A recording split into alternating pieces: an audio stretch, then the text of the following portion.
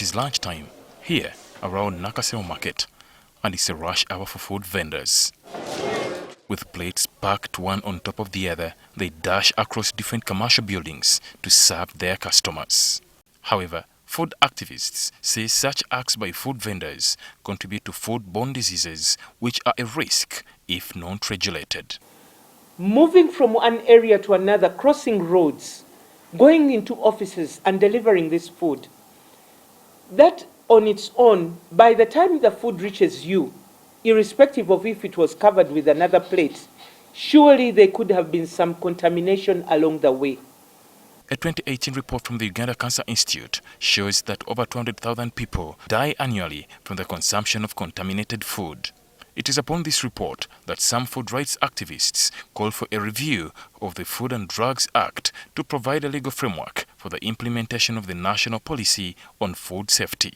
The legislation that we have are obsolete and cannot help us to guard against the challenges of food-related issues. And we need some of these laws are mixed up. For example, we have the Food and Drug Act. This needs to be separated. And food-borne illnesses constitute 14% of all human ailments that are treated annually in Uganda. This is a very big problem. Meanwhile, soil experts want the government to impose a ban on toxic agrochemicals and fertilizers to ensure that all antibiotics and growth promoters are harmless.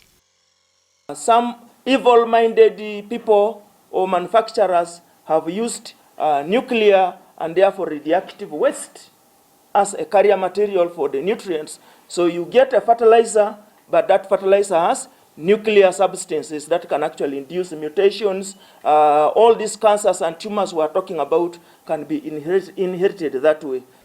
Mivule, NTV.